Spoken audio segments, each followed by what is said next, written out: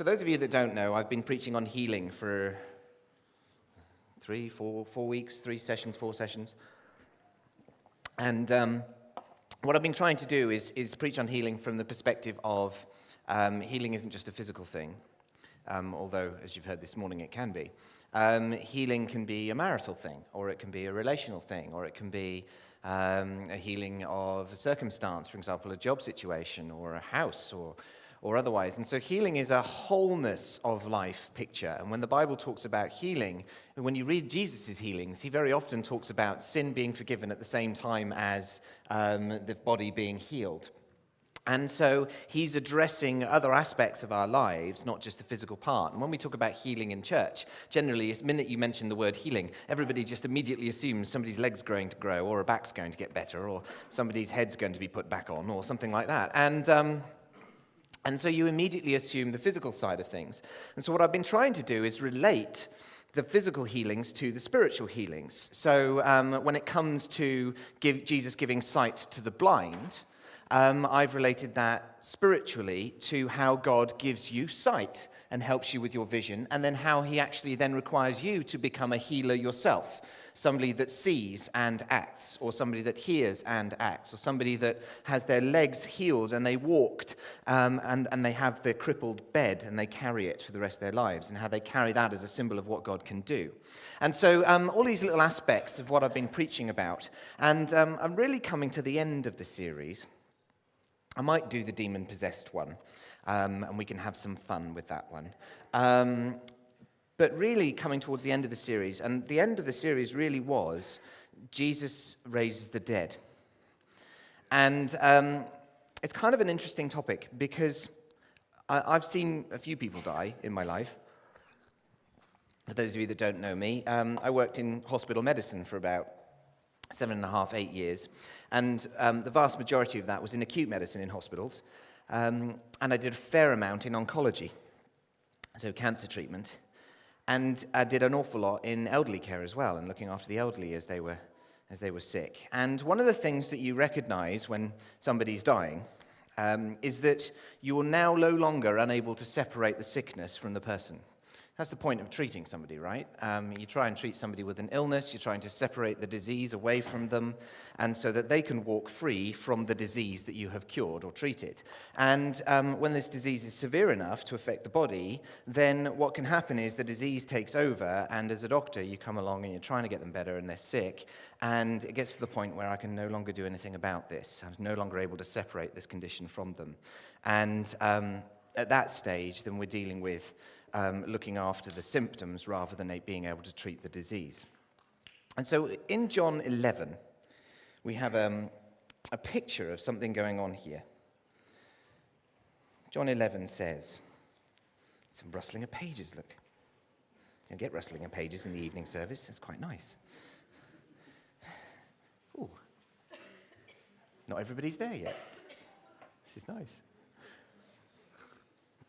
John 11 says, "Now there was a certain man who was sick, Lazarus of Bethany, the village of Mary and her sister Martha. It was the Mary who anointed the Lord with ointment and wiped his feet with her hair, whose brother Lazarus was sick. So the sisters sent word to him, saying, 'Lord, behold, he who you love is sick.'" I don't know about you, but there have been many times when I've tried to kind of help people. And it got to the point where I couldn't really do a lot more. And it might have been helping somebody with their mental state and trying to help them out of a pattern of thinking which was destructive, or self-hatred or depression. It may have been trying to help somebody with relationships. And I was trying to give them a hand with this and trying to get the two to reconcile and forgive one another and understand one another and listen and take time. And that wasn't working.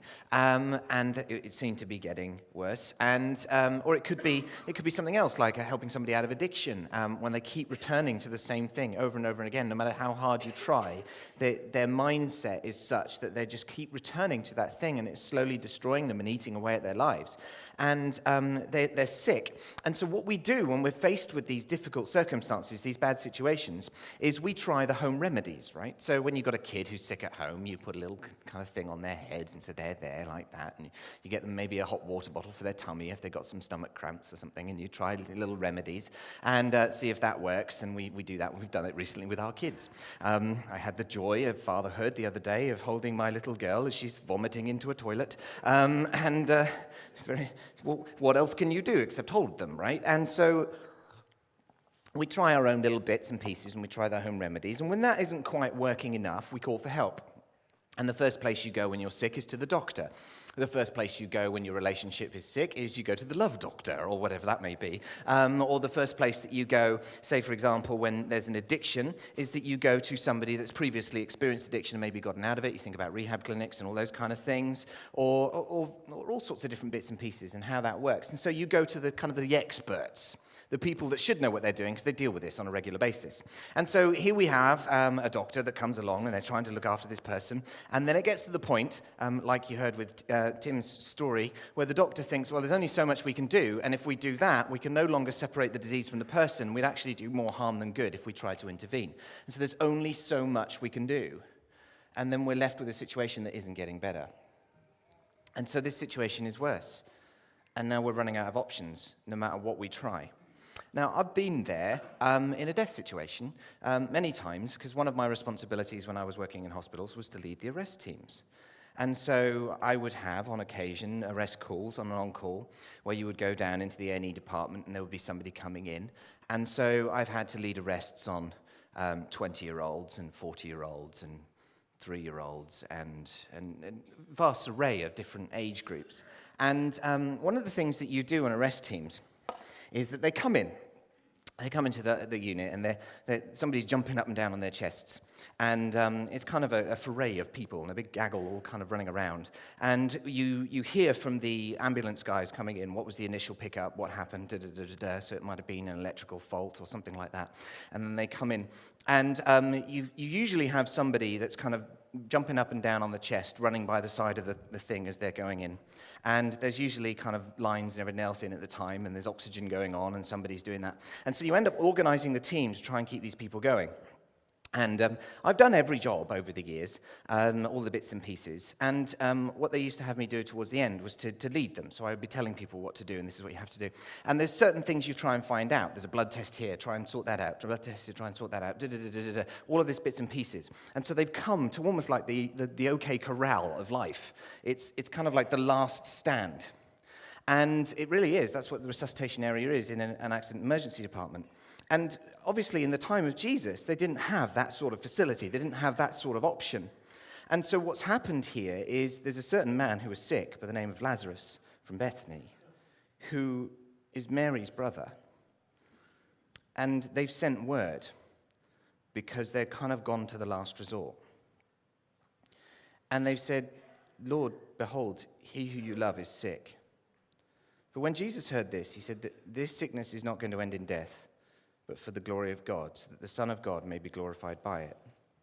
Now, Jesus loved Martha and her sister and Lazarus. So when he heard that he was sick, he stayed 2 days longer in the place where he was. And then after this, he said, let's go to Judea again.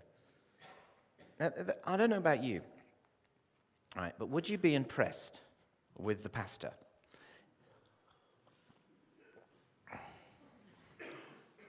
Would you be impressed with the doctor? Okay, I'm on call, okay? I'm on call, I'm in the middle of the night, it's 2 a.m., I get a phone call from a nurse, and she said, Doc, they're dying. I'll see you in a couple of days. Yeah, I'd get fired. I'd be hauled up in front of people, and, how irresponsible of you.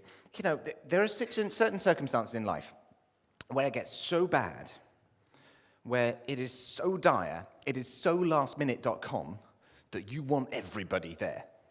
Yeah? There are times when you're ill when you want nobody there, right? There are times when you're ill when you want nobody to find out.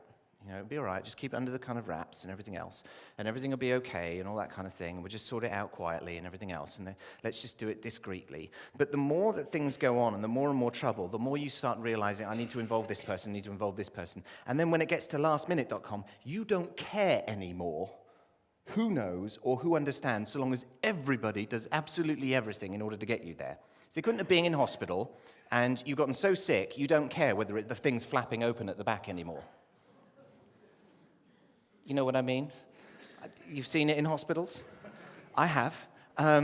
You don't care what the hair looks like anymore. You don't care whether the makeup's at the right angle anymore, guys. And you don't care what when your teeth were last brushed. You don't care who looks at you. You just don't care anymore because it is so bad and so dire. You just will take anybody that will do anything to sort this situation out. You're almost like throwing the doors open, help. And so there's this situation where Jesus has been told and he's not coming.